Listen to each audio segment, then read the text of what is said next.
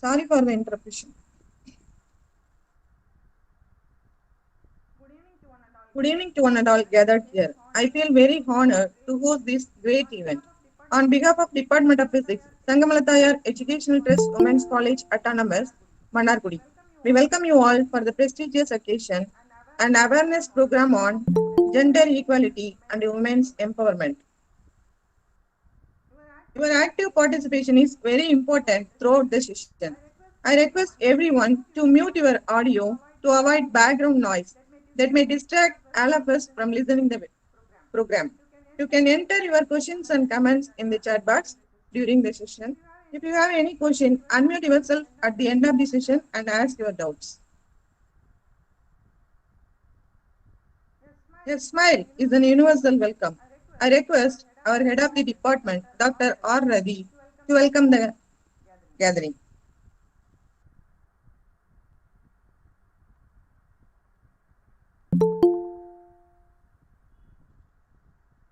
Can you kindly start the recording?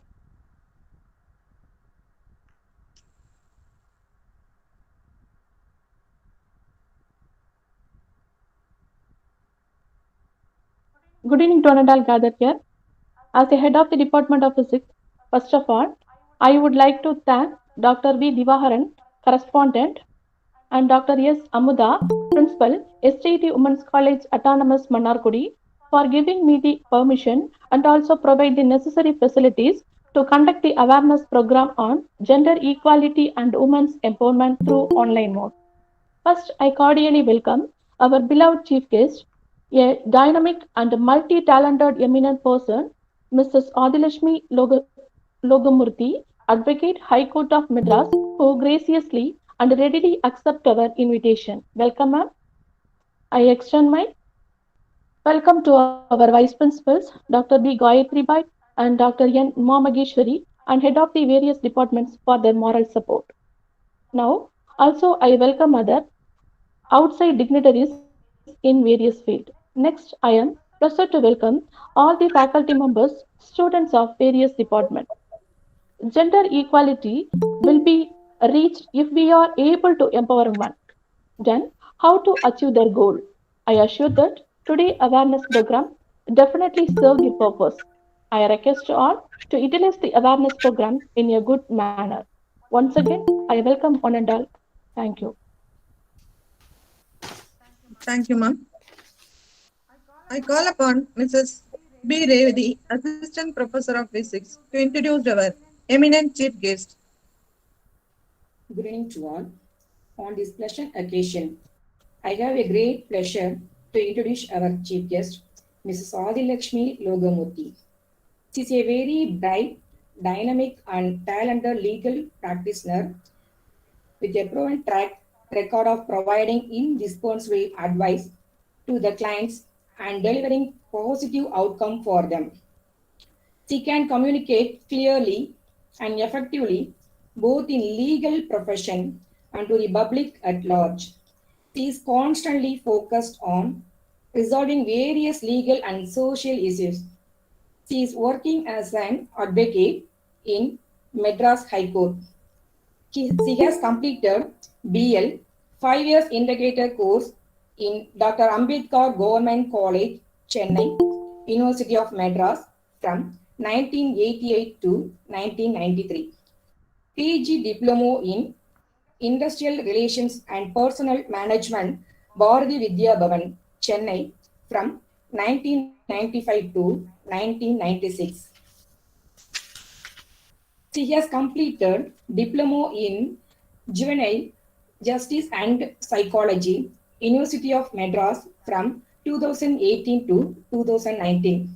She has enrolled as an advocate on the roles of the Bar Council of Tamil Nadu in the year 1993. And she has joined the Office of Designator Senior Counsel Mr. V.K. Muthusamy and have assisted in both civil and criminal matters in appellate side and also in right jurisdiction and had appeared before various subordinate courts and tribunals. She is now practicing in almost all the field of law with special interest towards social beneficial legislation, including labor's law, family laws, issues relating to women's, children's, senior citizens, transgenders, and differently abled.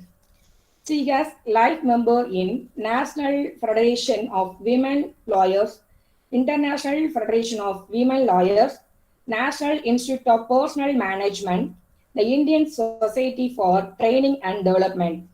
She is a founder and honorary director, Sri Raksha, a wing of Management Labor Academy, registered NGO under Society Registration Act, on honorary secretary in Management Labor Academy, Chennai and Pollachi. She had held in position of Vice Chairman National Institute of Personal Management Madras Chapter, Senior Panel Lawyer of Tamil Nadu State Legal Service Authority, Trainer and Guest Faculty in Police Academy, Tamil Nadu, Advisor in Uruni Foundation, former Secretary of Women Lawyers Association, High Court Madras, former Vice President of Women Lawyers Association, High Court Madras, panelist in Importing Legal Literacy Program organized by State Resource Center for the benefit of district nodal officers. She is presently holding the post of external members in charge internal committee in various companies and organizations. She has published a book titled of a compilation of important labor laws and disciplinary proceedings and Sattam Unkayil in Tamil dealing with women and children laws and their rights. She has presented papers on women and children rights and issues in various state and national seminars.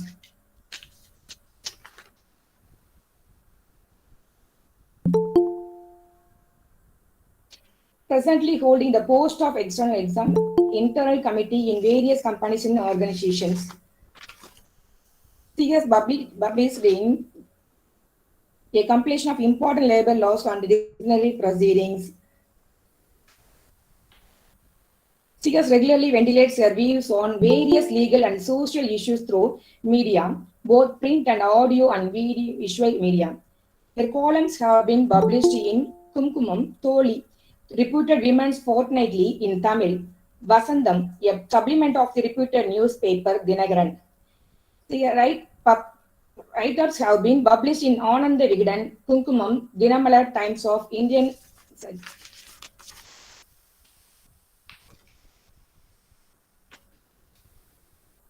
She have participated and conducted a lot of seminars, workshops, presented papers, and give talk on issues relating to women, children, transgender, and senior citizens. Legal awareness, counseling, gender sensitization programs for industries, corporates, schools, and colleges for all age group, especially involving men, women, and children. Have been the part of legal literacy program conducted by State Resource Center to train the Tamil Nadu District Nodal Officer on various social welfare legislation. She has achieved many awards like Indo-Russian Women Association Women's Achiever Awards 2015, Rotary International Women Achiever Award 2015 to 2016, Madras Development Society International Social Activist Award 2017. She is a good, understanding, and kind person. So I asked for us, our faculty, students, and others to use this wonderful opportunity to gain more information about gender equality and women's empowerment. Once again, I welcome you all gathered here. Thank you. Thank you, ma'am. Now I invite our energetic legend, Mrs. Adilakshmi Logamurthy, Advocate, High Court Madras, for delivering the awareness speech. We are eagerly waiting to listen your speech, ma'am. Over to Chief Guest. Good evening, my dear friends. Thank you for inviting me for such a good session. And I'm thanks to the faculty and especially my dear friend Revati for inviting me and suggesting my team. This one of the greatest institution in Manargudi. That's what I heard. I have never come in person. This is an online webinar. I'm meeting you. Sengamala Thayar Educational Trust and it's a women's college, autonomous college in Mannargudi. And today's topic is gender equality and women's empowerment. And I should thank uh, the correspondent Divakaran sir and the principal Dr. Amuda and convener Rati and coordinators Revati and team of faculties including Maheshwari and everyone. Then this is Department of Physics calling up on this topic on gender equality and women empowerment. We should have started it by 6 because we waited for every one of you to join. I do not know how much time I have, so I'll try my level best to curtail within the given time. May I request the organizers how much more time I have to finish off or wind up, and what is the language I should use in this platform? Is it only faculties or you have students inbuilt? And I also have few of my advocate friends who have joined in for the session since I got the permission from Madam Revati to invite those who are interested from my friends faculty. So should I be sticking on to English or what else instructions at what time I should finish? I believe this is almost 6:25 right now. Any one of the organizer kindly. Take your own time, ma'am. If you allow me to take my own time, I'll sit here till 9 o'clock. I don't think you'll be there. Can we have it till 7 p.m.? Is it fine? That's your closing time, or a little more than that? 7 or 7:15, ma'am. 7:50. Thank you. Okay. Uh, should I stick on to one language or Tamil or Bilingual. English? Bilingual. Okay, Tamil. Bilingual. You want in Tamil or English? Which one? Anyone who doesn't understand Tamil, okay, post it in the chat box. But while I'm taking the sessions, I don't want unnecessary messages being posted on the chat because I'll be looking at the chat and that will be distract to me. We will have a question and answer session on the topic at the end of the session. So we'll straight into the session. What is gender and what is sex? Anyone? Any takers who want to post the answer for it? You can post it on the chat. We are talking about gender equality and we are again talking about sexual harassment. What does these words connote to you and what will be women empowerment in this context? Anyone who would like to answer this question? Post it in the chat. I want answers. Akshaya, what's your answer?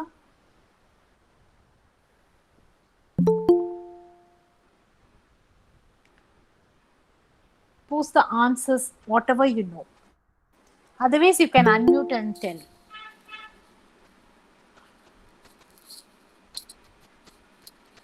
Such a reputed college, nobody is coming forward to take it. Okay. Ma'am, Yes. sex is defined as biological, Yes. biologically defined. Good. Whether gender is constructed by social. Yeah. What's the name? Are you a student? Yes, ma'am.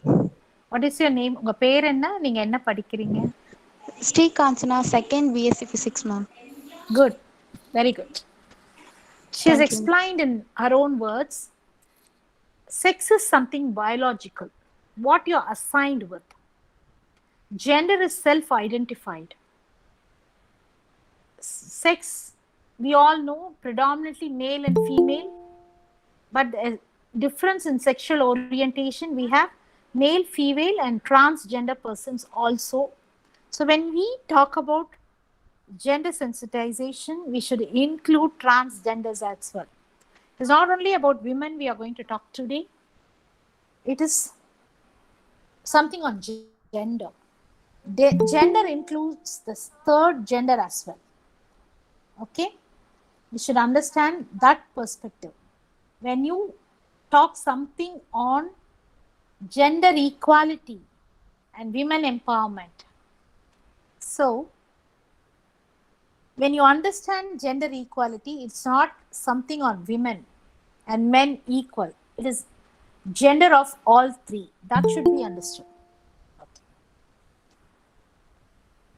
India is a democratic country. India, as per the preamble, sovereign, socialist, secular, democratic republic. In this democracy, India has a constitution, a written constitution. The preamble of the written constitution speaks about the sovereign, socialist, secular, democratic republic, in short, a democracy. This constitution reiterates the principle of equality, inclusive of gender equality at present. What is equality? சம உரிமை அப்படிங்கிற விஷயம், சமம் அப்படிங்கிறது ஒரே நிலையில ஒரே தராசுல வச்சு பார்க்கக்கூடிய விஷயம். அப்ப இந்திய அரசியலமைப்பு சாசனம், இந்த நாட்டின் சாசனம் அனைவரையும் சமமாக பார்க்கக்கூடிய ஷரத்து அப்படின்னா ஆர்டிகல் 14 என்று சொல்லக்கூடிய ஷரத்து 14 எந்தவித பாகுபாடும் இல்லாமல், ஜெண்டர் டிஃபரன்ஸ் இல்லாம, மதமோ இனமோ வயதோ எந்த வேறுபாடும் இல்லாமல் அனைவரையும் சமமாக இருக்கக்கூடிய ஒரு மனநிலையில பார்க்கணும். அப்ப பெண்களுக்கான உரிமைகளை பறைசாட்டக்கூடிய சட்டங்கள், how do we get legislations which enumerates women rights? பெரிய கேள்விக்குறி. இந்திய அரசியலமைப்பு சாசனம் ஆர்டிகல் 15 கிளாஸ் 3, அந்த கிளாஸ்ல பெண்களுக்கும் குழந்தைகளுக்கான சிறப்பு சட்டங்கள் இயற்ற வழிவகை செய்திருக்கிறார்கள். அப்ப சமத்துவத்தையும் சம உரிமை கோட்பாடையும் சொல்லக்கூடிய இந்திய அரசியலமைப்பு சாசனம் இந்த மாதிரி தனி சிறப்பு சட்டங்களை வலியுறுத்துகிறார்கள். விமன் எம்பவர்மெண்ட்னா என்ன அப்படிங்கிற ஒரு பெரிய கேள்வி. பெண்களை நீங்க எம்பவர் பண்ணணும் அப்படிங்கிறது, அவர்களை ஒரு நிலைக்கு கொண்டு போகணும். எம்பவர்மெண்ட்னா என்ன? ஜெண்டர் ஈக்குவாலிட்டி ஒரு விஷயம், விமன் எம்பவர்மெண்ட் இன்னொரு விஷயமா தான் இங்க நீங்க பார்க்கணும். ஜெண்டர் ஈக்குவாலிட்டினா இந்த சமூகத்தில் பிறந்த ஆணாக இருந்தாலும் பெண்ணாக இருந்தாலும் மாற்று பாலினராக இருந்தாலும் அனைவரையும் சமமாக பார்க்க வேண்டும். எந்த பாகுபாடும் இல்லாமல், ஏழையாக இருந்தாலும் பணக்காரராக இருந்தாலும், படித்திருந்தாலும் படிக்காவிட்டாலும், இந்த ஜாதியோ இந்த மதத்தையோ சார்ந்தவர்களாக இருந்தாலும் அவர்களை சமமாக பார்க்க வேண்டும் என்ற விஷயத்தில் அரசியலமைப்பு சாசனம் உறுதியாக இருக்கிறது. ஜெண்டர் ஈக்குவாலிட்டி என்பது அனைத்து ஆணையும் பெண்ணையும் மாற்றுப்பாலத்திலும் சமமாக வைத்து பார்க்கக்கூடிய ஒன்று. விமன் எம்பவர்மெண்ட் அப்படின்னு நீங்க பார்க்கும் பொழுது பெண்களுக்கான ஒரு போற்றுதலுக்கான ஒரு நிலையை ஒரு பெண் அடைய வேண்டும் என்றால் தன்னுடைய சுயமான சிந்தனையோடு, சுயமான சிந்தனையை மட்டும் கொண்டு அல்லாமல் சொந்த காலில் நிற்கக்கூடிய ஒரு நிலையை ஒரு பெண் அடைய வேண்டும் என்றால் அதை எம்பவர்ட், ஆல் பவர்ஃபுல், நீங்கள் ஒரு பெண் படித்தவளாக தன்னுடைய வருவாயை ஈட்டக்கூடிய நிலையில், தன்னுடைய குரலாக தானே தனக்கு இருக்கக்கூடிய நிலையில் இருக்கக்கூடிய பெண்ணாக இருக்கக்கூடிய நிலையை தான் ஒரு எம்பவர்ட் பொசிஷன். அப்ப ஒரு பெண்ணிற்கு படிப்பு மட்டும் அந்த எம்பவர்மெண்ட்டை கொடுத்துருமா, அந்த நிலையை கொடுத்துருமா, இல்ல அந்த பதவியோ இல்ல அவர்கள் ஈட்டக்கூடிய வருவாயோ அந்த நிலையை அந்த பெண்ணுக்கு கொடுத்து விடுமா, இல்ல இந்த சமூகத்தில் இருக்கக்கூடிய வேற ஏதாவது அங்கம் இந்த எம்பவர்மெண்ட்டை கொண்டு போய் செலுத்துமா, இல்ல சட்டங்கள் தான் விமனை எம்பவர் பண்ணுமா அப்படின்னு வெவ்வேறு தளங்கள்ல நீங்க கேள்வி கணைகளை உங்க எண்ண அலைகள் கொடுக்கலாம். ஜெண்டர் ஈக்குவாலிட்டிக்குள்ள இன்னைக்கு விமனோட ஈக்குவாலிட்டியை மட்டும் எடுத்துக்கலாம். ஓகேங்களா? Equality before law and equal protection of லால பெண்களுக்கான அந்த சமத்துவ கொள்கைகளை மட்டும் எடுத்துட்டு அப்புறம் விமன் எம்பவர்மெண்ட் நம்ம கொண்டு போனோம் அப்படின்னா இந்த கால துளிகள்ல நம்ம பேசுவதற்கு ஒரு ஜெண்டரை மட்டும் எடுத்துக்கலாம். அதற்காக மற்ற ஜெண்டர்களை நம்ம தவிர்க்கிறோங்கிற ஒரு நிலை கிடையாது. பெண்களுக்கான பிரத்யேகமான ஒரு கல்லூரி மன்னார்குடியில். அவர்கள் இந்த தலைப்பை கொண்டு வரும்பொழுது பெண்களுக்கான சம உரிமையும் பெண்களுக்கான வளர்ச்சியும் பெண்களின் நிலை உயர்வதற்கான ஒரு சிந்தனையோட தான் இந்த நிகழ்வை நமக்கு அரேஞ்ச் பண்ணியிருப்பாங்க. அப்ப ஒரு பெண்ணிற்கான படிப்பு நம்ம பாரதியாரோட நினைவுகளோட நம்ம போனோம் அப்படின்னா, அடுப்பூதும் பெண்களுக்கு படிப்பதற்கு என்ற ஒரு காலம் சென்று சட்டங்கள் ஆள்வதும் பட்டங்கள் ஆள்வதும் பாரினில் பெண்கள் நிலைத்து விட்டோம். அப்ப இந்த நிலையில நம்ம பல பட்டங்களை பெற்று நம் சட்டங்களை ஏற்றக்கூடிய நிலையில தான் இந்த உலகத்துல பெண்களோட நிலை இருக்கிறது. பெண்கள் என்னவாக இருந்தாலும் இப்ப மிஸ் யூனிவர்ஸ் 20 ஆண்டுகளுக்கு பிறகு இந்தியா அந்த பட்டத்தை பெற்றது. போற்றுதலுக்கு ஒரு விஷயம்தான், ஒரு அம்பாசிடரா போகக்கூடிய விஷயம். ஏதோ ஒரு நிலையில இன்னும் ஒரு பெண்ணை போகத்தின் பொருளாக ஒரு ஆண் அழகனுக்கான ஒரு போட்டியை ரொம்ப பெருசா பிரதானமா நம்ம எந்த மீடியாஸும் கவர் பண்றது இல்லை. ஆனா பெண்களுக்கான அழகி போட்டிகளை இந்த அளவுக்கு கவர் பண்ண ஒரு கமர்ஷியல் வேல்யூ அதுல ஒண்ணு இருக்கும். அவங்க சேலபிலிட்டியை பார்ப்பாங்க. 20 ஆண்டுகளுக்கு பிறகு இந்தியாவிற்கு அது வருகிறதுனா ஏற்றுக்கொள்ள விஷயம். ஏன்னா அவங்க பிராண்ட் அம்பாசிடர்ஸ்மெண்ட். ஆனா ஒரு பெண் ஆளுமையாக ஒரு பெண் நிற்கக்கூடிய நிலை எங்க வரும் அப்படின்னா, ஒரு பெண் அவளுடைய படிப்பின் மூலம் அவள் வகிக்கக்கூடிய பதவிகளின் மூலம் அந்த ஆளுமையை, அந்த எம்பவர்ட் அப்படின்னா அந்த ஆளுமை திறன் தான், அந்த ஆளுமையை கொண்டு வருவதற்கு எது பயன்படும் அப்படின்னா, முதல்ல குடும்ப அமைப்புல பெண்களுக்கு ஒரு பாதுகாப்பு இருக்கணும்.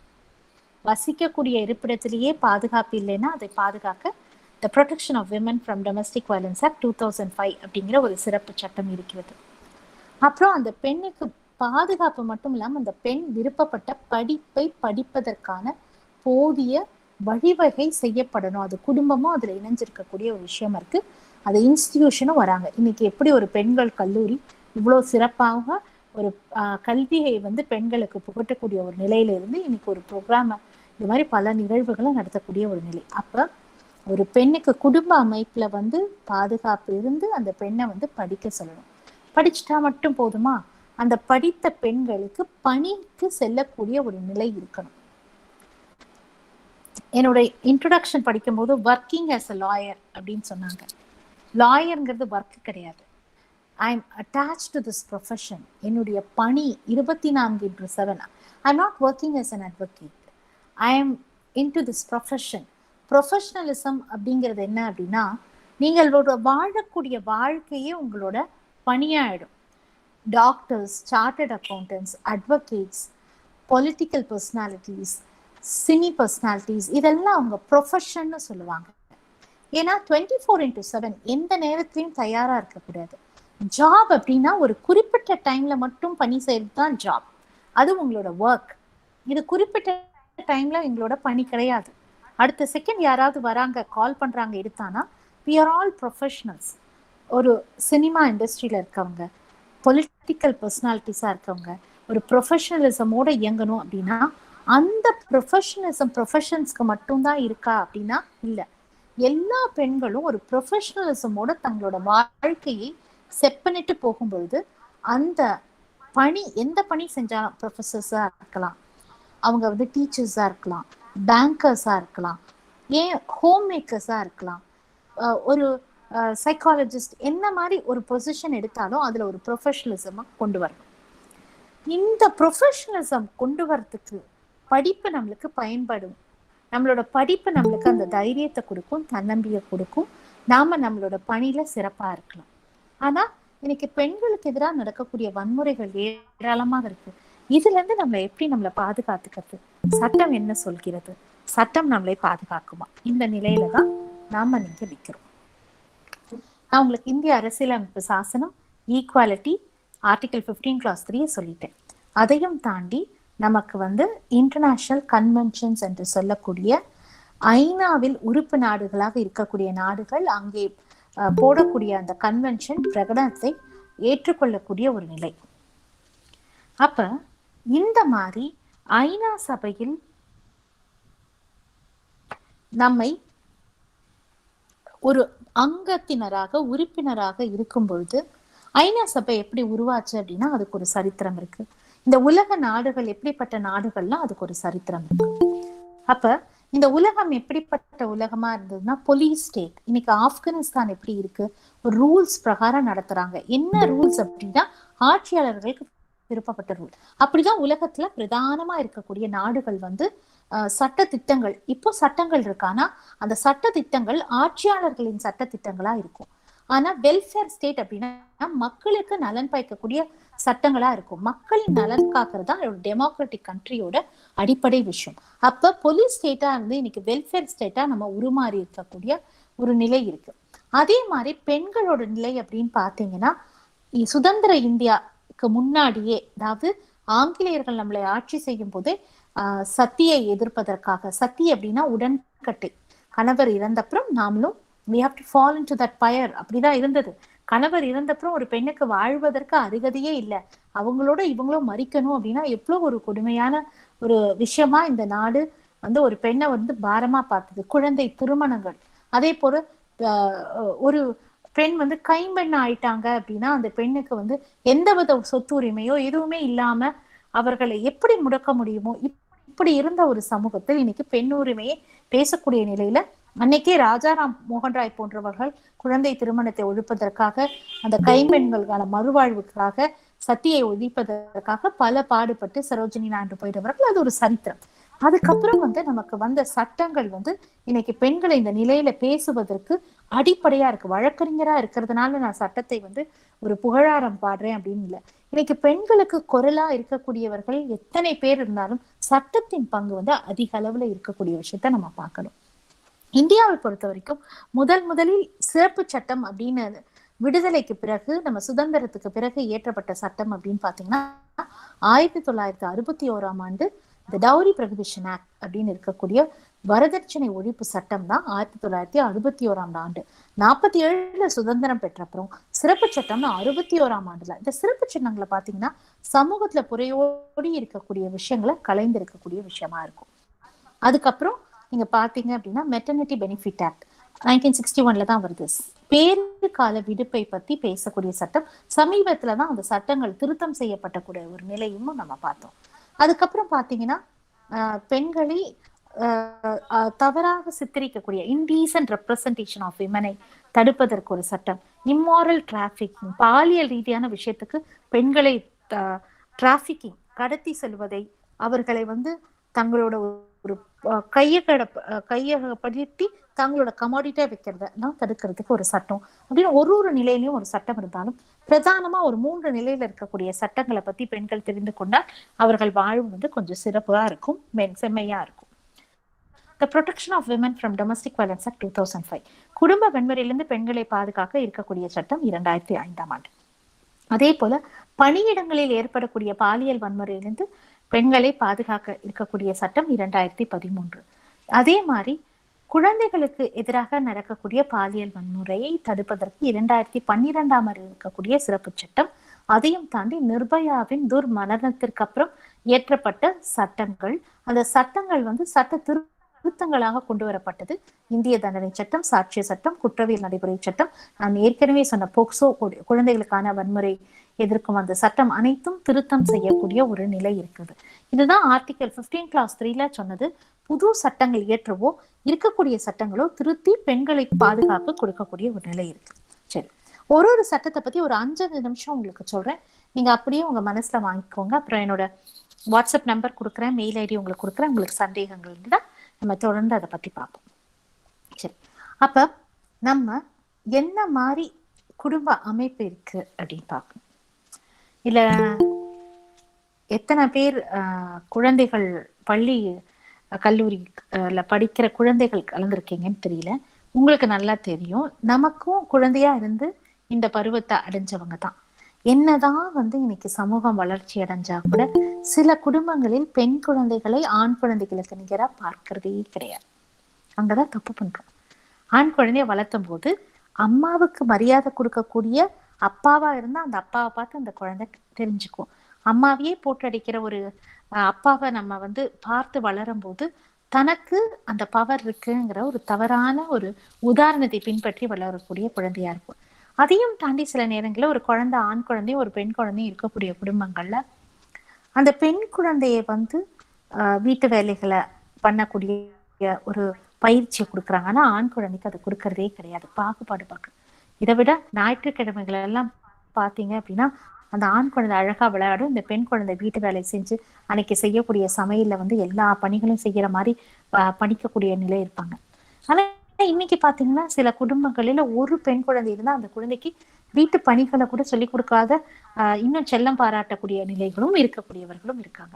அப்ப குடும்ப அமைப்புல ஒன்னா ஆண் குழந்தைக்கு ஒரு வித்தியாசமான ஒரு நிலையை ஏற்படுத்துறது, இல்லைன்னா அந்த பெண் குழந்தைகளை ஆண்களை போல வளர்த்துறேன் அப்படின்னு சொல்லிட்டு ஒரு அதீத சுதந்திரத்தை கொடுத்து கெடுக்கக்கூடிய விஷயமும் இருக்கு. ஏன்னா நம்ம வந்து ஒரு நிலையிலேயே நம்ம எல்லாத்தையும் பார்க்க முடியாது, ரெண்டு நிலையிலையும் பார்க்கலாம். இப்போ வந்து சமீபத்துல எனக்கு வந்து ஒரு வழக்கு வந்தது. அந்த வழக்கு எனக்கு தெரிந்தவர் மூலமாக வந்த ஒரு தெரிந்த நபர் தான் எனக்கு ஃபோன் பண்ணி குழந்தை வந்து காலேஜே போக மாட்டேன்னு அடம் பிடிக்கிறாங்க. ஏன்னா அங்க ஒரே கேலியும் கிண்டலுமா இருக்கு. நான் வேற மெடிக்கல் காலேஜுக்கு பணத்தை கட்டிட்டேன், இப்ப போய் திருப்பி கேட்டாலும் கொடுக்க மாட்டாங்க, லட்சக்கணக்கில் செலவு பண்ணிட்டேன், ஆனா குழந்தை போகவே மாட்டேங்குது, நான் என்ன பண்ணட்டும்? எனக்கு அந்த காலேஜ்ல பேசி பணத்தை ஏதாவது வாங்கி கொடுக்குறியா, நான் வேற ஏதாவது கல்லூரியில சேர்த்திடல. அப்போ நான் என்ன நினைச்சு அவங்கள கூப்பிட்டேன்னா வேற மாதிரி இருந்தது. நான் அவங்கள கூப்பிட்டு பேசிட்டு இருந்தேன், அந்த குழந்தைய கூட்டிட்டு வாங்க நான் பேசுறேன், அதுக்கப்புறம் நம்ம முடிவெடுக்கலாம் அப்படின்னு. நான் பேசி முடிச்சுட்டு என் மனசுல என்ன இருந்ததுன்னா, அவங்களுக்கு ஒரு பொன் குழந்தை இருக்கு, அந்த பொன் குழந்தைக்கு வந்து ராகிங் நடந்திருக்கும் அப்படின்னு நான் நினைச்சிட்டே பேசுறேன். எனக்கு ஷாக்கா இருந்தது என்னன்னா, வந்தது அவங்களோட ஆண் குழந்தை. அந்த ஆண் குழந்தைய ராகிங் செஞ்சது யாருன்னா அவங்கள விட சீனியரா இருக்க பெண் குழந்தைகள். பெண்களோட முன்னேற்றம் நம்ம பாக்குறோம், முன்னேற்றம் போடக்கூடிய பாதை வந்து வித்தியாசமா தவறா இருந்துடக்கூடாதுன்னு ஒரு அச்சம்.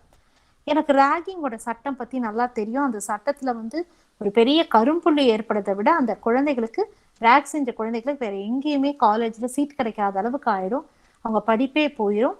அதனால இந்த பாதிக்கப்பட்ட இந்த குழந்தையும் ராகிங் செஞ்சா அந்த குழந்தைகளோட பெற்றோர்கள் எல்லாரையும் கூப்பிட்டு ஏற்பாடு பண்ணி இது என்ன பிரச்சனை அப்படின்னு சொல்லி அவங்களுக்குள்ள ஒரு சமரசம் ஏற்பட்டது. என்னன்னா, நம்ம பாதிப்படையக்கூடிய நிலையில வந்து எப்பவுமே பெண்களை வச்சு பார்த்துடுறோம், ஆண்களை வச்சு பார்க்கறதே கிடையாது.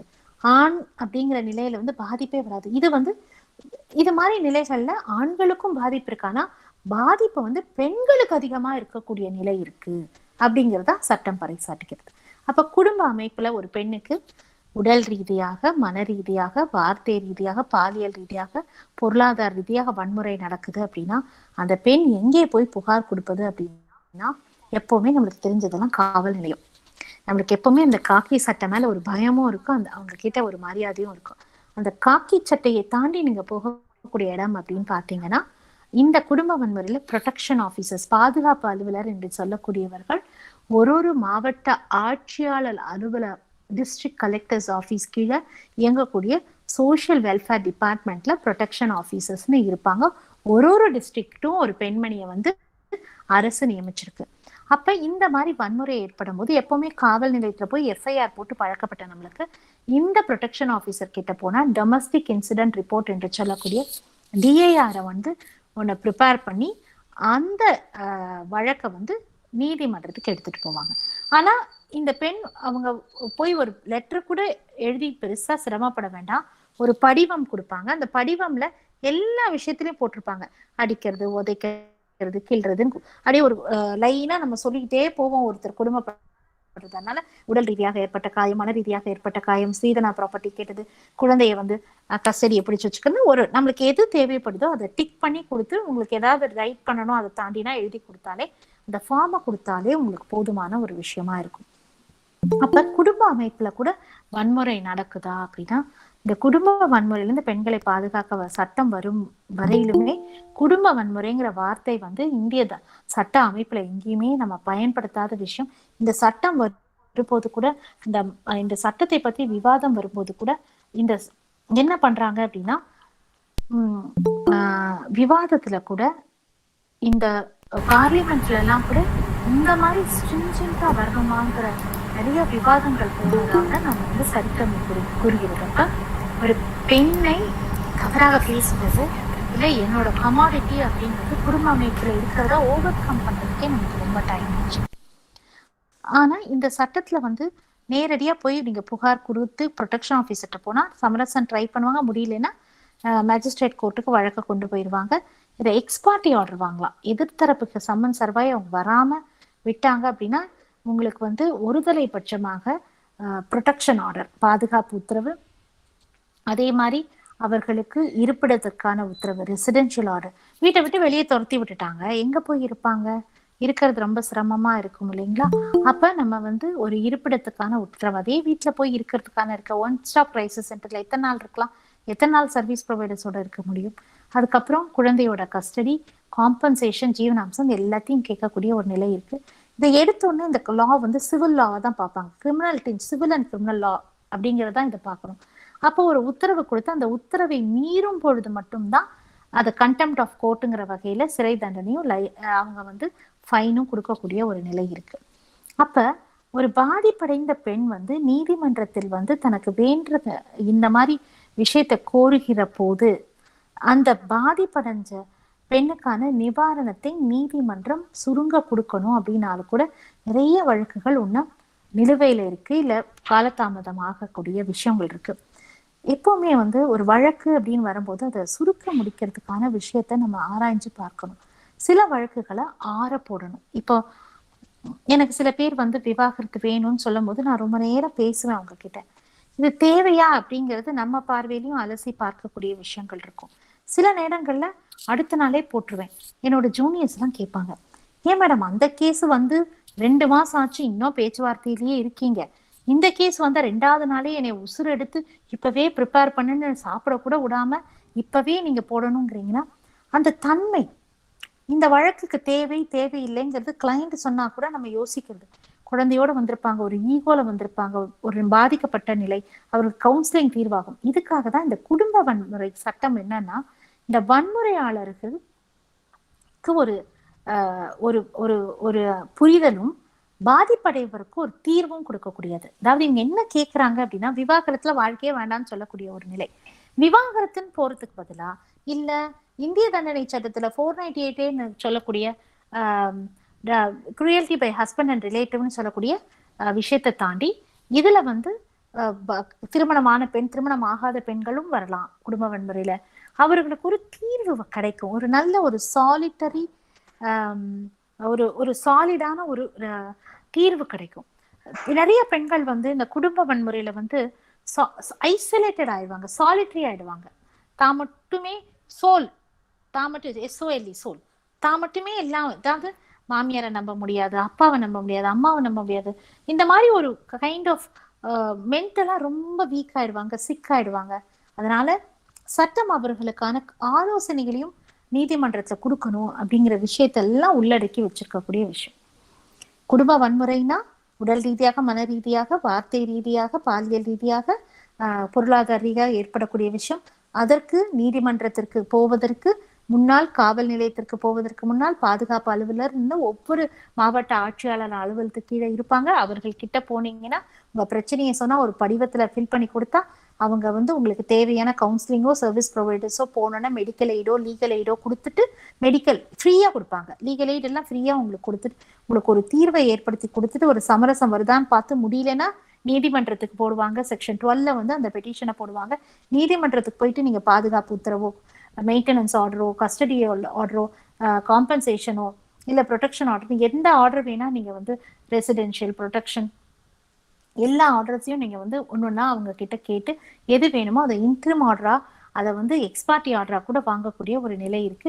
இதுல வந்து கவுன்சிலிங் இருக்கும், கண்டிப்பா அங்க கவுன்சிலிங் இருக்கும் மேஜிஸ்ட்ரேட் கோர்ட்ல. அதே மாதிரி இந்த உத்தரவை மீறும் போதுதான் கிரிமினல் டீஞ்சோட கண்டெம்ட் ஆஃப் கோர்ட்டா உங்களுக்கு ஃபைனா கொடுக்கக்கூடிய ஒரு விஷயம். இப்போ இது எத்தனை பெண்களுக்கு குடும்ப வன்முறைக்கு நம்ம கலெக்டர் ஆஃபீஸ்ல போனா தீர்வு இருக்கு, காவல் நிலையத்தை தாண்டி இருக்கு. இதையும் தாண்டி national commission for women and state commission for women மகளிர் ஆணையங்கள் செயலாற்றி கொண்டிருக்கிறது ஒரு குவாசி ஜுடிஷியல் பாடி. எந்த ஒரு பெண்மணிக்கு குழந்தையிலிருந்து கருவறையிலிருந்து கல்லறை வரைன்னு சொல்லுவோம், இந்த நிலையில இருக்க எல்லா பெண்களும் போய் நீங்க பார்க்கலாம். குடும்ப வன்முறையில பாதிப்படைந்த பெண்கள்னு பாத்தீங்கன்னா எல்லா உறவு முறையில இருக்கலாம். அம்மா, அக்கா, தங்கச்சி, மனைவி, மனைவி போல இருக்கக்கூடிய துணைவி அந்தஸ்துல இருக்கக்கூடியவர்கள், மகள், மருமகள், எல்லா நிலைகளையும் போய் கேட்கக்கூடிய ஒரு நிலை இருக்கு. இது ஒரு பெண்களுக்கு ஒரு பாதுகாப்பு கவசம். நம்ம குடும்ப உறவுகளை வெட்டி விடுவதற்காக இந்த ஆயுதமாக பயன்படுத்தாமல் தன்னுடைய பாதுகாப்புக்காக பயன்படுத்த வேண்டும். வாழ்க்கை வேண்டும், வன்முறை வேண்டாம் தான் இதோட கோட்பாடாக இருக்கக்கூடிய ஒரு விஷயம். அப்ப ஒரு பெண் வந்து குடும்பத்துல எம்பவர்டா இருந்தாதான் வெளியே வந்து தன்னுடைய செயலை தெள்ள தெளிவா ஆற்றக்கூடிய ஒரு நிலை இருக்கு. அப்ப வெளியே வரக்கூடிய பெண்களுக்கு பாலியல் ரீதியாக தொந்தரவுகள் ஏற்படக்கூடிய நிலையை நம்ம நிறைய இடங்கள்ல பார்த்திருப்போம். அப்ப வேலைக்கு போற பெண்களுக்கு பாலியல் வன்முறை ஏற்படக்கூடிய விஷயம் எப்படி அப்படிங்கறத சட்டம் எப்படி பாக்குதுன்னா, ஒரு 1997 ஒரு ராஜஸ்தான்ல வந்து பன்வி தேவின்னு ஒரு அம்மா குழந்தை திருமணங்களை தடுப்பதற்கு பிரச்சாரம் செய்யக்கூடிய ஒரு பெண்மணியா இருக்காங்க. ஒரு நாள் ஒரு குழந்தை திருமணத்தை தடுத்து நிறுத்துறாங்க. அந்த உயர் வகுப்பை சார்ந்த ஆண்கள்லாம் கூட்டு பாலியல் வன்முறை பண்றாங்க. எல்லாத்துக்கும் பயந்து போற பெண்மணி மாதிரி இல்லாம இந்த பான்வி தேவி எடுத்து போராட்டம் பண்றாங்க. அவங்களுக்கு பெருசா உதவி கிடைக்கலனாலும் கடைசியில விஷாகா போன்ற அமைப்புகள், பெண்கள் அமைப்புகள் வந்து இது உச்ச நீதிமன்றத்துக்கு வழங்க போகுது. அங்க ஆனரபிள் ஜஸ்டிஸ் ஜே.எஸ். வர்மா அவர்கள் தான் வந்து உச்ச நீதிமன்றத்தின் தலைமை நீதியரசரா இருக்காங்க. அப்ப நான் வேலை நிமித்தமா நான் என்ன சும்மாவா அவங்களோட குழந்தை திருமணத்தை தடுத்து நிறுத்தணும்னு வம்புக்கு வந்தேன் இல்லையே. அரசு வந்து எனக்கு ஒரு பணி கொடுத்துருக்காங்க. அந்த பணியை நான் செவனே செய்யறதுக்காக பண்றதுக்காக இது வந்து நியாயமான்னு கேட்கும்போது இந்த பெண்ணின் போராட்டமே இன்னைக்கு ஒரு சட்டமாக நமக்கு வரக்கூடிய ஒரு நிலை இருக்கு. அப்ப பாத்தீங்கன்னா அதுல வந்து 2 விதமான கமிட்டி போட்டிருக்காங்க. லோக்கல் கமிட்டி, இன்டர்னல் கமிட்டின்னு. பாதிக்கப்பட்ட பெண்மணி வந்து அந்த கமிட்டியில நீங்க வந்து புகார் கொடுக்கலாம். அது வந்து 10 பேருக்கு மேல வேலை செய்யக்கூடிய நிறுவனமாக இருக்கக்கூடிய அந்த 10 பெண்கள்ல அங்க வந்து இன்டர்னல் கமிட்டியும், வீட்டு வேலை செய்யக்கூடிய பெண்களுக்கும் முதலே அந்த அங்கீகாரம் கொடுத்திருக்காங்க. ஒரு சின்ன ஜெராக்ஸ் ஷாப் 2 பெண்கள் இருக்காங்க. இவங்க எல்லாம் எங்க போவாங்க? அவங்களுக்காக லோக்கல் கமிட்டியும் 2 வகையான கமிட்டியை நம்மளுக்கு ஏற்பாடு பண்ணியிருக்காங்க. அப்ப பாலியல் வன்முறைனா என்ன? பாதிக்கப்பட்ட பெண்மணினா யாரு? பாதிக்கப்பட்ட பெண்மணினா டெய்லி வேஜ் வாங்கலாம், மாச சம்பளம் வாங்கலாம், பர்மனண்டா இருக்கலாம், டெம்பரரியா இருக்கலாம், ட்ரெயினியா இருக்கலாம், ப்ரொபேஷனா இருக்கலாம், யார் வேணாலும் இருக்கலாம் பாதிக்கப்பட்ட பெண்மணி. அப்ப பாதிப்புக்கு ரெஸ்பாண்டன்ட் யாரு? ஒரு பெண் பாதிக்கப்படுறான்னு சொன்னா யாரு குற்றவாளியா இருப்பாங்க? இதுல வந்து ஒரு ஆணா இருக்கலாம், பெண்ணா இருக்கலாம், மாற்றுப்பாலந்தெல்லாம் இருக்கலாம். அப்ப எந்த இடத்துல பணியிடம்னு நம்ம சொல்லணும் அப்படின்னா, ஒரு ஃபேக்டரினா அந்த ஃபேக்டரியோட அனைத்து இடமும் ஒரு 4 சுவர் இருக்குன்னா அதுக்குள்ள இருக்கிறது. அட்மினிஸ்ட்ரேட்டிவ் ஓட்டுனா அங்க. ஆனா இதையும் தாண்டி அந்த பெண்மணிக்கு வந்து வைக்கேரியஸ் லைபிலிட்டியா அந்த கம்பெனிக்கு ஒரு சில பொறுப்புகள் இருக்கும். அது என்னன்னா, இந்த பெண் டிராவல் பண்ணக்கூடிய கேபோ, பஸ்ஸோ, வேன் ப்ரொவிஷன்ஸ் இருந்தா அங்க, இந்த பெண் வேலை நிமித்தமாக வெளியே போகிறாள்னா அந்த அளவுக்கு ஒரு லார்ஜ் கருவியோட இந்த சட்டத்தை பாக்குறாங்க. நான் என்னை மாதிரி இப்ப நான் ஒரு கன்சல்டண்டா 4 கம்பெனிக்கு போறேன். அங்கே நான் வந்து பணியாள் இல்லை இருந்தாலும் அங்க பாலியல் வன்முறை ஏதாவது சீண்டல் இருக்க மாதிரி இருந்தா அங்க கம்ப்ளைண்ட் கொடுக்குற மாதிரி anyone coming inside the work பிளேஸ்ங்கிற மாதிரி மிக இருக்கு. இப்ப பாத்தீங்கன்னா கல்லூரிகள் எல்லாம் ஜெண்டர் சென்சிட்டைசேஷன் கமிட்டி எல்லாம் அமைச்சு நிறைய கமிட்டிஸ் எல்லாம் ஏற்படுத்துறாங்க. இது ஒரு இதுல இருக்கும்போது ரொம்ப அதிக அளவுலாம் வந்து பெண்கள் பாதிக்கப்படுகிறது வந்து ரேகிங் ஒரு விஷயத்தை தாண்டி, ரேகிங் கூட நான் அப்படி சொல்ல மாட்டேன், ஈவ்டீசிங் நிறைய இருக்கும். கல்லூரி குழந்தைகளுக்கு வந்து ரொம்ப பாதிப்பு அப்படின்னு பாத்தீங்கன்னா ஈவ்டீசிங்கிற விஷயம் வந்து ரொம்ப இருக்கும். ஈவ்டீசிங்னா கேலி வதை, அதாவது நம்ம உடல்லையோ நம்ம வந்து மனதை காயப்படுத்தக்கூடிய விஷயமாகவோ சில கேலி வதைகள் செய்யக்கூடிய விஷயமா இருக்கும். இந்த விஷயம் வந்து எந்த சட்டத்துல பாக்குறாங்கன்னா, தமிழ்நாடை பொறுத்த வரைக்கும் சரிகா ஷா அப்படிங்கிற சென்னையில இருக்கக்கூடிய புகழ்பெற்ற கல்லூரியில் படித்து கொண்டிருந்த மாணவியின் மரணம் என்னன்னா, சென்னையில இருக்கக்கூடிய ஒரு புகழ்பெற்ற கல்லூரி, அந்த கல்லூரியின் வாசலில் அந்த பெண் நின்று கொண்டிருக்காங்க அவங்க கிளம்புறதுக்காக. அப்போ ஒரு ரேலி நடக்குது, பொலிட்டிக்கல் ரேலி. அங்க போகக்கூடிய பைக்ல போகக்கூடிய இளைஞர்கள் யாரோ ஒருத்தர் துப்பட்டா விளையாட்டா பிடிச்சி இழுத்து அது சுத்தி கீழே வந்து கோமா நிலையில அந்த பெண் இறந்து விடுவார். அதுக்கப்புறம் Tamil Nadu eve teasing prohibition of eve teasing ஆக்ட்னு வந்து, அப்புறம் Tamil Nadu prohibition of women harassment act 2002 அப்படி பேரே மாற்றப்படுகிறது. 1997 வந்து இந்த சட்டம். இப்ப நம்ம பஸ்ல டிராவல் பண்றோம், பஸ்ல யாராவது ஒருத்தர் வந்து நம்மள வந்து கேலி செய்யறாங்க அப்படின்னா நம்ம அந்த கண்டக்டர் கிட்ட சொல்லி அவர் டிரைவர் கிட்ட சொல்லி பஸ்ஸை நிறுத்தலைன்னா அப்ப அவங்க என்ன பண்றது அப்படின்னா, அவர்கள் அந்த டிரைவர் மேலேயும் கண்டக்டர் மேலேயும் புகார் கொடுத்து அவங்களுக்கே ஃபைன் போடக்கூடிய நிலையில தான் சட்டம் அமைத்திருக்கிறார்கள். சட்டம் ஏராளமா இருக்கு, பேசிட்டே போலாம், இன்னும் சட்டம் வந்துகிட்டே இருக்கும். ஆனால் அந்த சட்டத்தை பத்தின அறிவும் புரிதலும் அந்த பெண்களுக்கு அதிக அளவுல இல்லாம இருக்கிறது தான் ரொம்ப வருத்தத்தக்க ஒரு விஷயமா இருக்கு. ஆனா நிறைய நேரங்கள் நான் என்ன தெரியுமா சொல்லுவேன், சட்டம் நிறைய இருக்கு, ஆனா எப்படி இருக்கணும் பெண்கள்னா தன்னம்பிக்கையா இருக்கணும். எப்படி மேடம் தன்னம்பிக்கையா இருக்கிறது அப்படின்னா, நம்ம வந்து இந்த தங்கம் வந்து அடிப்படை தான் அது வந்து மெருகேறும். இப்ப நம்ம டைமண்ட் சொல்றோம், என்ன ஒரு கறிக்கட்டை தான் டைமண்டா மாறுது, அதோட பரிமாண வளர்ச்சி தான். ஒரு சாதாரண கோல் தான் டைமண்ட் நம்ம சொல்லக்கூடிய ஒரு நிலையில இருக்கு. அப்போ இந்த பரிமாண வளர்ச்சி கோல் டு டைமண்ட்ங்கிறது ஒரு பெண்ணின் வாழ்க்கையில நடக்க முடியுமா? நடக்கும். எனக்கு ஒரு பெண் கிளையண்டா, எனக்கு தெரிஞ்சவங்க ஒரு வழக்கறிஞர் எனக்கு ரெஃபர் பண்றாங்க. இந்த பெண் அமெரிக்கால புருஷனால ரொம்ப கொடுமையை அனுபவிச்சுட்டு கை குழந்தையோட இந்தியாவுக்கு வரா. எப்படியாவது இந்த குழந்தையும் இந்த பெண்ணையும் அந்த அவ அரக்கன் கிட்ட இருந்து காப்பாற்று.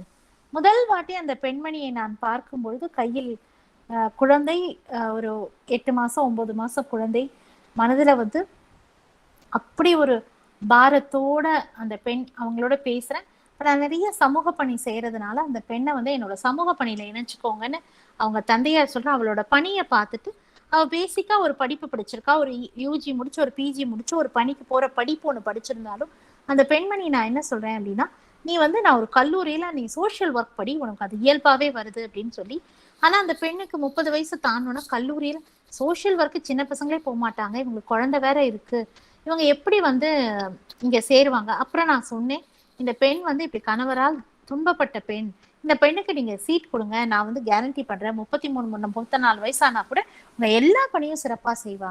அந்த பெண் அந்த கல்லூரியில் கோல்டு மெடலிஸ்டா அந்த அந்த மாஸ்டர் ஆஃப் சோசியல் ஒர்க்கை படிச்சு வெளியே வந்துட்டு, அப்புறம் ஒரு புகழ்பெற்ற ஒரு இடத்துல தான் ஒரு பாதிப்படைஞ்ச நிலையில எந்த இடத்துல அவ கம்ப்ளைண்ட்டை கொடுக்குறாளோ அந்த இடத்துலயே அந்த பெண் வந்து ஒரு கவுன்சிலரா நியமிக்கக்கூடிய ஒரு அரசு பணி அந்த பெண்ணுக்கு கிடைத்து, அந்த பெண்ணுக்கு அதுக்கப்புறம் மறுமணமும் நடக்கக்கூடிய ஒரு நிலை. ஒரு ஒரு ஆனா ஏற்கனவே கல்யாணம் குழந்தை இருக்குது, மனைவி இறந்ததான். ஆனாலும் அவங்க ஒரு புது ஒரு ஒரு ஆண் ஒரு குழந்தையோட ஒரு பெண் ஒரு குழந்தையோட ஒரு புது குடும்பமாக அவர்கள் வாழக்கூடிய இந்த நிலை. தன்னம்பிக்கை இல்லாத இந்த பெண் என்னோட பயணிக்கும் போது ஒரு நாளும் அவருக்கு சொல்லி கொடுக்கக்கூடிய விஷயத்தை கிரகிச்சு தன்னைக்கே தன்னை பாதுகாத்து, அப்ப ஆதரவில்லாமல் இருக்கக்கூடிய நிலை மற்றவர்களுக்கு வந்து ஒரு ஆறுதலாக இருக்கக்கூடிய ஒரு பணிக்கு தன்னை மாற்றிக்கொள்ளக்கூடிய கால அவகாசம் ரொம்ப இல்லை, 2.5 வருஷத்திலேயே இது முடிஞ்சிருச்சு. இந்த பயணம் அந்த பெண்ணுக்கு வந்து இந்த பரிமாண வளர்ச்சி அப்படிங்கிறது 2.5 வருஷம். இது வந்து நான் இதுல பெருமை தட்டிக்க மாட்டேன். என்கிட்ட வர எல்லா கிளைண்ட்ஸையும் என்னால திருத்த முடியுதா? எல்லாம் முடியாது.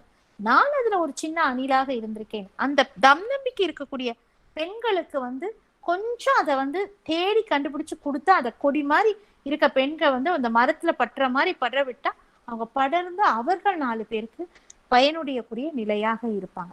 சட்டத்தை மட்டும் பார்க்கறதுல அந்த சமூக அமைப்பு வந்து பெண்களை பார்க்கக்கூடிய விஷயம், சட்டம் பார்க்கிற பார்வை வேற, சமூகம் பார்க்க பார்வை டோட்டலா வேறையா, வேற ஒரு பரிமாணத்துலதான் நம்ம பெண்களை பார்ப்போம். ஈஸி டார்கெட், பெண்களை வந்து ரொம்ப ரொம்ப ரொம்ப ஈஸி டார்கெட். இப்ப நிர்பயாவோட மரணம் வந்து பெரிய சட்ட திருத்தம் எல்லாம் இந்திய தண்டனை சட்டத்துல கொண்டு வந்தது. 326A(b)ன்னு ஒரு புது ப்ரொவிஷன். ஆசிட் அட்டாக் வந்து ஒரு குற்றமாக பார்க்காதது நிர்பயாவோட மரணத்துக்கு அப்புறம் அதை குற்றமா பாக்குறாங்க. நிர்பயா ஒரு கல்லூரி மாணவி தன்னோட நண்பரோட சினிமாக்கு போறாங்க, லேட் ஆயிடுது, ஒரு பஸ்ல ஏறுறாங்க. அந்த பஸ்ல இப்படி அயோக்கியர் பசங்கர்கள்லாம் அயோக்கியதானம் பண்ணிட்டு இருப்பாங்கன்னு அவங்களுக்கு என்ன கனவா கண்டாங்க? இல்ல, அவர்கள் அந்த துன்பப்படுத்தக்கூடிய நபர்கள் 5 பேர் ஏதோ பஸ் ஊருக்கு போகணும்னு நினைச்சு ஏடனா அங்க வந்து அவளுடைய உயிரே போகக்கூடிய ஒரு நிலையில வந்து அந்த சம்பவங்கள்லாம் நடைபெறக்கூடிய நிர்பயா என்று அழைத்த நம் ஜோதி சிங், இன்னைக்கு அந்த கயவர்கள்லாம் இல்லை, அவர்கள்லாம் கழிவேற்றப்பட்டு விட்டார்கள். இது ரேரஸ்ட் ஆஃப் ரேர் கேசஸ்ல தான் மர்டர், டெக்காய்டி, ரேப் இது மாதிரி இதுலதான் மரண தண்டனை கொடுக்கணும். அந்த மாதிரி நிர்பயாவோட மரணத்தை ஈடுகட்டக்கூடிய வகையில அவர்களுக்கு தூக்கிலிட்டார்கள். அதனால தூக்கில போட்டதுனால எல்லாம் திருந்திட்டாங்களா? அதெல்லாம் கிடையாது. ஒரு கேஸ்ல போடுறாங்க, அதனால அவர்கள் திருந்து விட்டார்கள் என்று சொல்ல முடியாது. சமூகத்தின் மனப்பான்மை மாற்றம் பெற வேண்டும். இன்னைக்கு பாத்தீங்கன்னா செக்ஷுவல் ஹராஸ்மெண்ட் பத்தி ஐபிசி பேசுறாங்க. வாயரிசம், ஒரு பெண் தனிமையில் இருக்கும் பொழுது அதை பிடிப்பதோ வீடியோ எடுப்பதோ அதை எட்டி பார்ப்பதோ குற்றமாக பார்க்கிறோம். டிஸ்ரோபிங் ஆஃப் விமென், ஒரு பெண்ணின் ஆடையை களைவதற்கு கையை வச்சாலே தவறாக பார்க்கக்கூடிய ஒரு விஷயமாக இருக்கு. ஸ்டாக்கிங், ஒரு பெண்ணை பின்பற்றுவது தப்பு.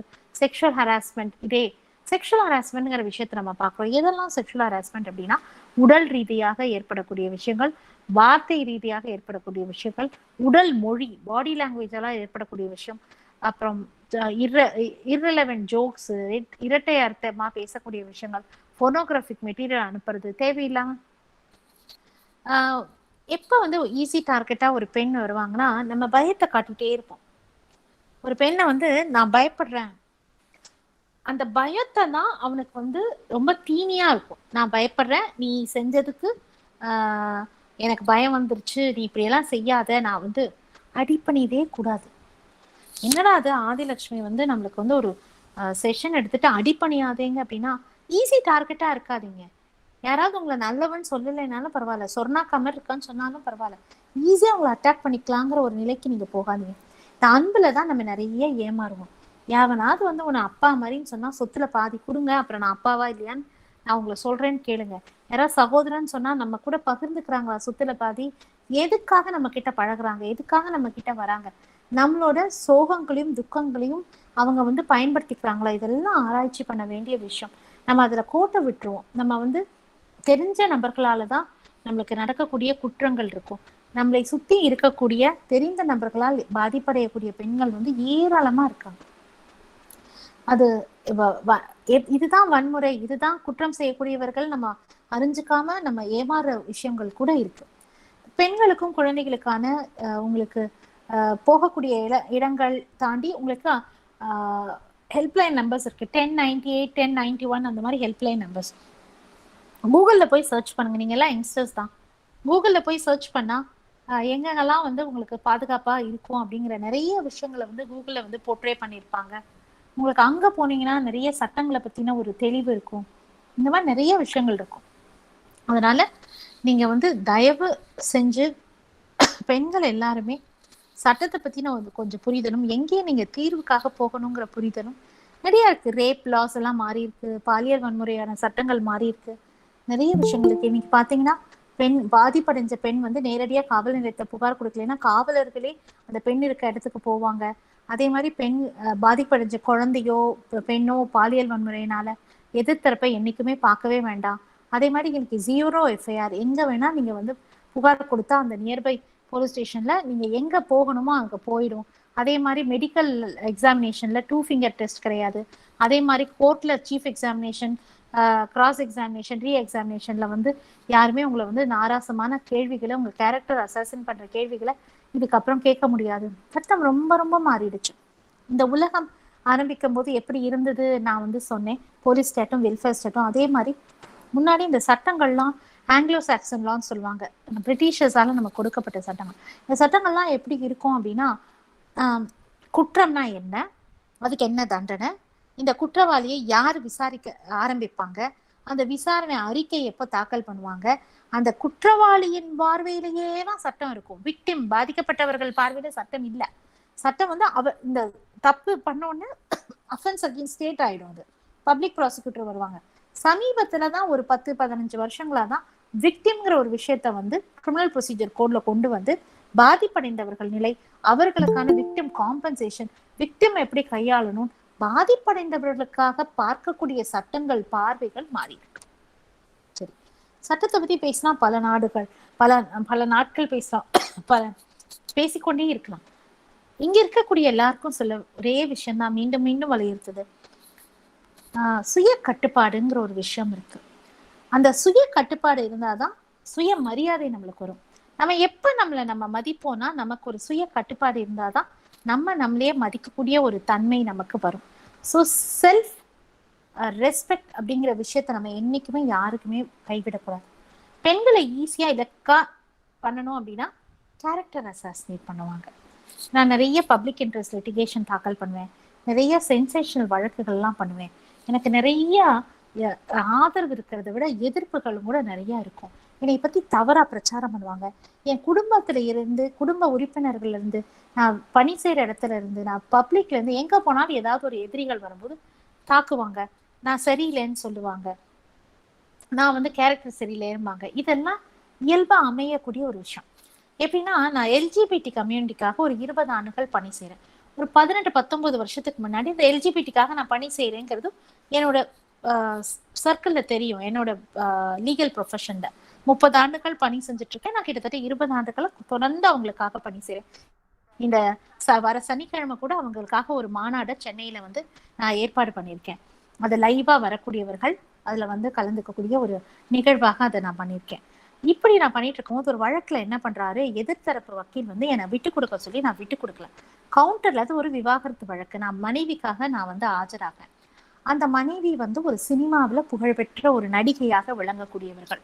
அவ என்ன பண்ணியும் அவர்கள வந்து என்ன டார்ச்சர் பண்ணி டார்கெட் பண்ணாலும் நான் முன்னாடி போய் நின்னேன்.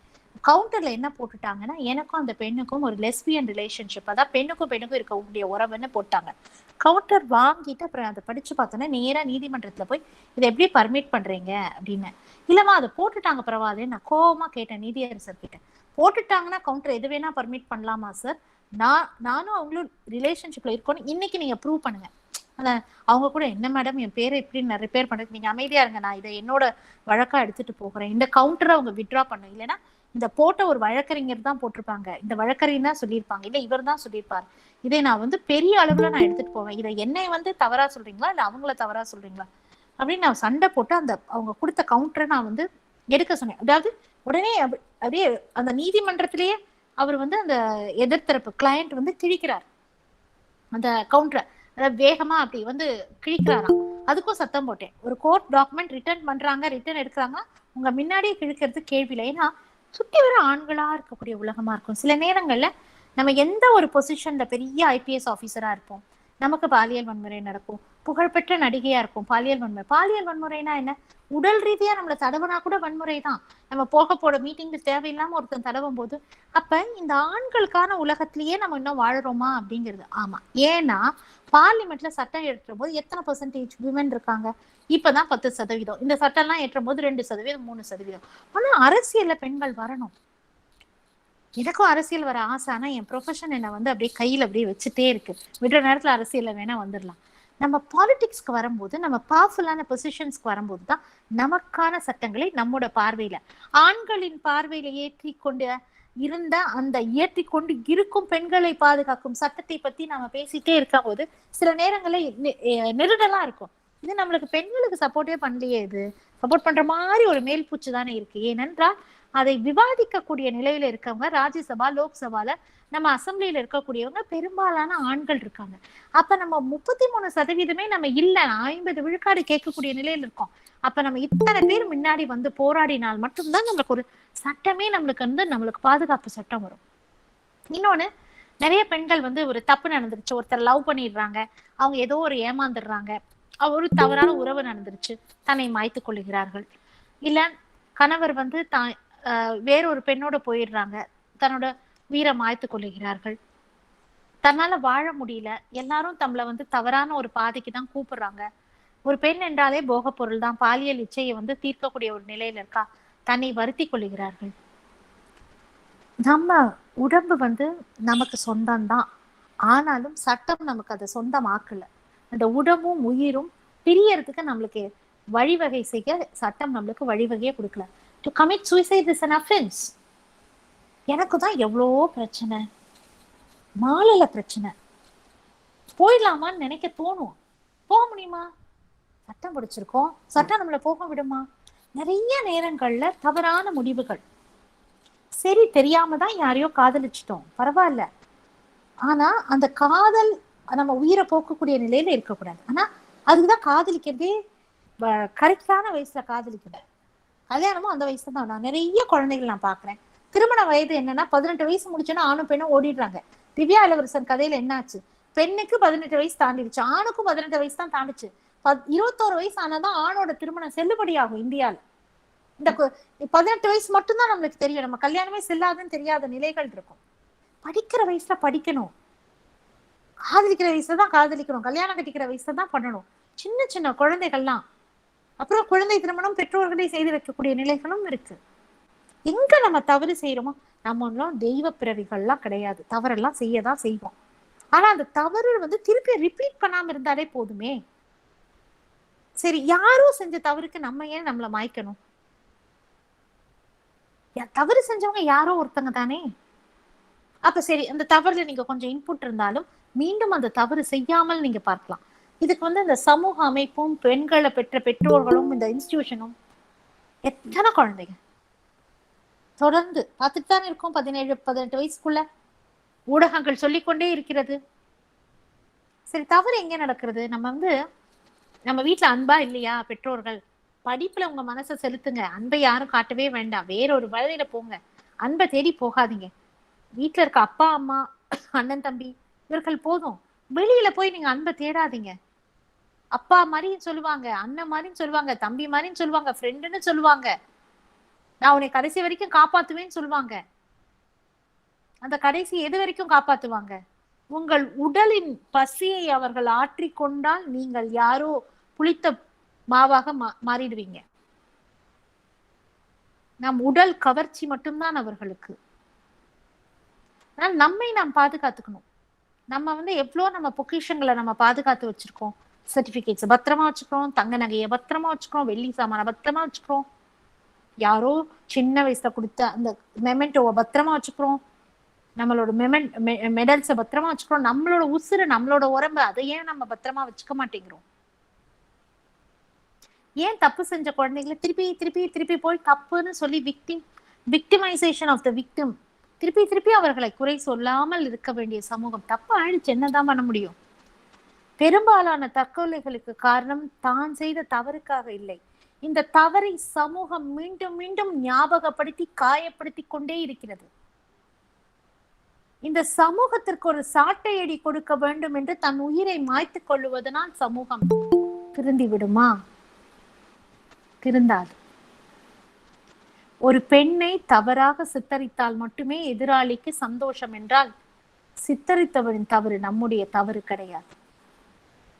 வாழ்க்கை வாழ்வதற்கே, அதை மாய்த்து கொள்வதற்காக நமக்கு ஒரு வாழ்க்கை தரப்படவில்லை. எத்தனையோ பிறவிகள் உலகத்தில் இருந்தாலும் மனித பிறவியாக பிறப்பது, அதிலும் கூன் குருடு செவிடு இல்லாம பிறப்பது எவ்வளோ அபூர்வமான விஷயமாக இருக்கு, பார்க்கக்கூடிய ஒரு எப்படின்னு அவை பிராட்டி சொல்றாங்க. ஆனா அவர் அன்னைக்கு இருந்த பாஷையில அப்படி சொல்லிட்டாங்க. நம்ம அப்படி சொல்லவே முடியாது. டிஃப்ரெண்ட்லி சேலஞ்சுன்னு சொல்லக்கூடியவர்கள். நீங்க டிஃப்ரெண்ட்லி ஏபிள்டு பர்சனை பாருங்க, சேலஞ்சு பர்சனை பாருங்க. அவர்கள் ஸ்பாஸ்டிக்கா இருக்கலாம், ஆட்டிஸ்டிக்கா இருக்கலாம், அவர்களால் பேச முடியாமல் இருக்கலாம்.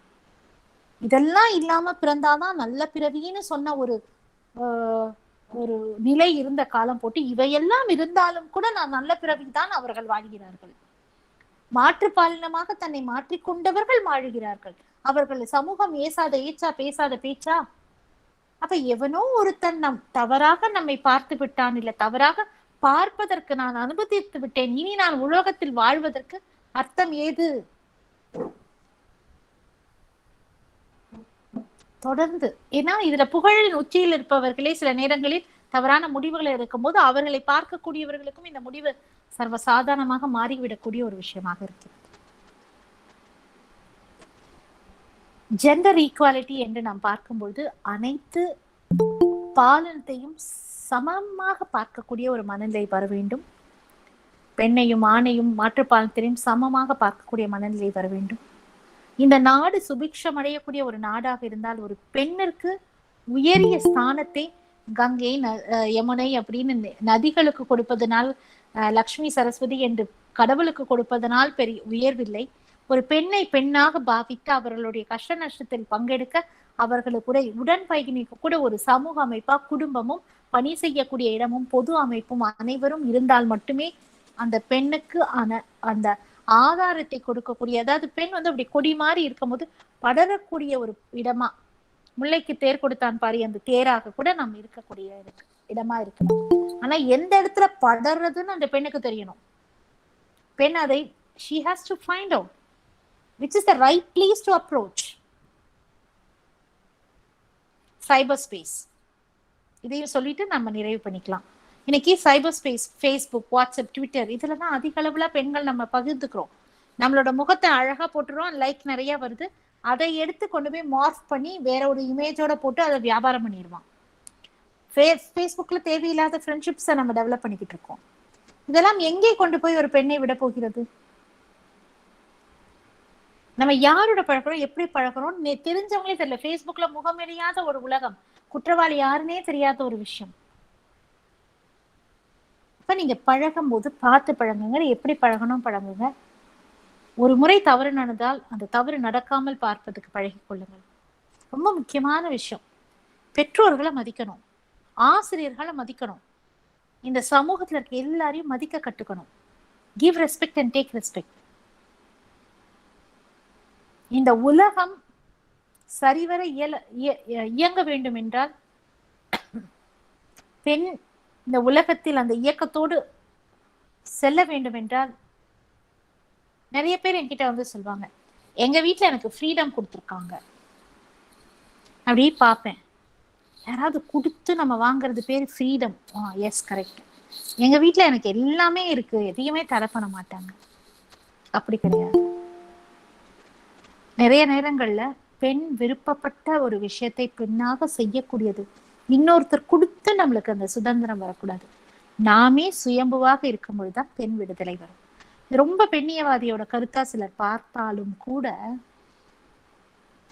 இப்போ ஒரு ஆண் வந்து ஒரு கான்ஃபரன்ஸ்க்கு வீட்டுக்கு போறாங்கன்னா, போனை பண்ணி அம்மா கிட்டயோ மனைவி கிட்டயோ சகோதரி கிட்டயோ என்னோட பெட்டியை பேக் பண்ணி நான் வெளியே போயிடுவேன் அப்படிம்பாங்க. ஒரு பெண் கான்ஃபரன்ஸ்க்கு போனா, நான் உட்பட வீட்டுல வேலை செய்யற அம்மா கிட்ட, இப்படி நான் 3 நாள் இருக்க மாட்டேன், இதுலையா நீங்க பாத்துக்கணும், ஃப்ரிட்ஜ்ல இதெல்லாம் வச்சிருக்கேன், பையனுக்கு இதெல்லாம் சொல்லி, வீட்டுக்காருக்கு இதெல்லாம் சொல்லி எல்லாம் சொல்லிட்டு போனா கூட, வீட்டுக்குள்ள வந்து பார்த்தா, அங்க பார்த்தா ஸ்விக்கில ஆர்டர் பண்ணி சாப்பிட்டுட்டு எல்லாம் அங்கங்க போட்டு வச்சிருப்பாங்க. இவன் நினைச்ச நேரத்துக்கு வெளியே போயிட்டு வரங்காட்டி அந்த வேலைக்கார அம்மாவை கூட வந்து கரெக்டான வேலைக்கு வந்து செய்ய முடியாம போயிருச்சே அப்படின்னு நம்ம அங்கலாய்க்கக்கூடிய ஒரு நிலை இருக்கும். என்னன்னா, அந்த குடும்பம் வந்து ஒரு ஆணை எப்படி வீட்டை தூக்கிட்டு போகுதோ, ஒரு பெண் வந்து தன்னுடைய குடும்பத்தை தூக்கிட்டு போற மாதிரி ஹேர்டில்ஸ். அப்ப இதெல்லாம் தாண்டி தன்னோட குடும்பம், குழந்தை, கணவன், வீட்டுல இருக்க பெரியவங்க, துணி துவைக்கிற வேலை, சமைக்கிற வேலை, எல்லாத்தையும் தாண்டி இதை சாதிக்கக்கூடிய ஒரு நிலையில பெண்கள் இருக்கோம் பாருங்க. ஆண்களை விட ரொம்ப பெரிய நிலை, ரொம்ப ரொம்ப ரொம்ப பெரிய நிலை. இவ்வளோ ஹேர்டில்ஸ் யாருக்கும் இல்லை, பெண்ணினத்துக்கு மட்டும்தான் அந்த ஹேர்டில். இந்த உலகத்தை ஆளுமை செய்யக்கூடிய இந்திரா காந்தி அம்மையாராக இருந்தாலும், மார்கரெட் தாட்சராக இருந்தாலும், எத்தனை பேர் இருந்தாலும், அந்த ஆளுமையாக இருக்கக்கூடிய நிலை வந்து ஒரு பெண்ணுக்கு வந்து குடும்ப அமைப்பிலிருந்து வர வேண்டிய ஒரு விஷயமாக இருக்கிறது. இந்த நிகழ்வுக்கு என்னை அழைத்த என்னுடைய அருமை தோழி ரேவதி அவர்களுக்கும், அவரோட பயணிக்கக்கூடிய இந்த கல்லூரியின் தாளாளர், இந்த கல்லூரியின் முதல்வர், அவர் ரேவதியுடன் பணியாற்றக்கூடிய பேராசிரியர்கள், என் அருமை குழந்தைகள் அனைவருக்கும் என்னுடைய நன்றிகள். என்னுடைய வழக்கறிஞர் நண்பர்கள் இணைந்திருந்த அனைவருக்கும் என்னுடைய சிரம் தாழ்ந்த வணக்கங்கள். Thank you so much for inviting me. Thank you, ma'am. Thank you, ma'am. Thank you so much. I wish to thank you for an extremely interesting and informative lecture, ma'am. The attendees were especially impressed with the way of your presentation. They especially commented on your enthusiasm and interesting speech. Once again, thank you for an extremely interesting and informative session, ma'am. Thank you so much. ஏதா question and answer இருக்காமா?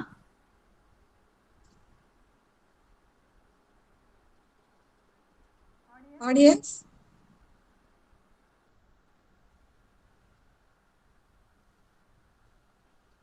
Any questions? If you have any doubts, unmute yourself and ask the question.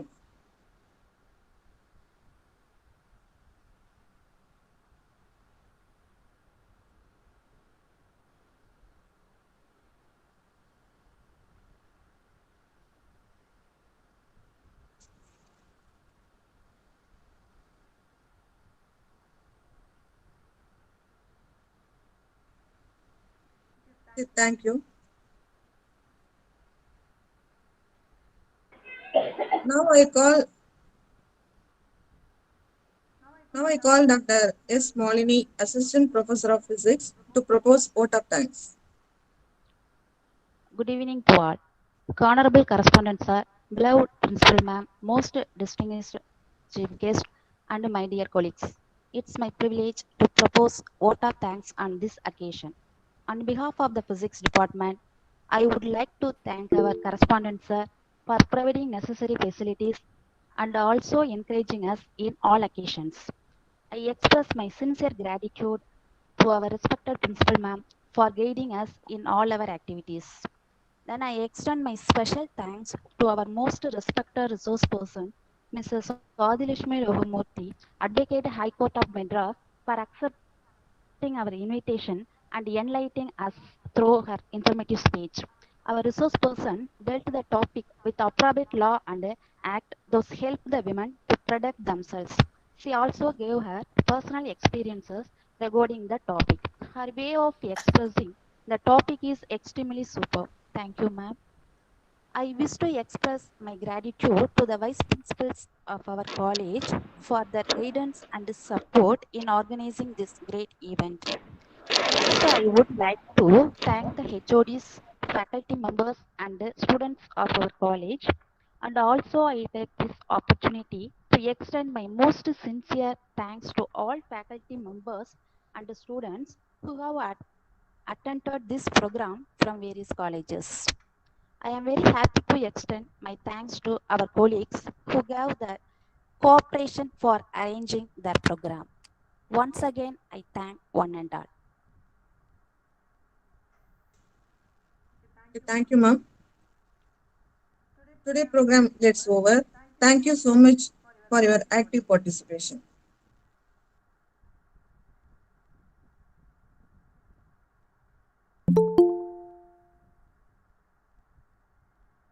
All of you kindly exit from the meeting. Thank you so much.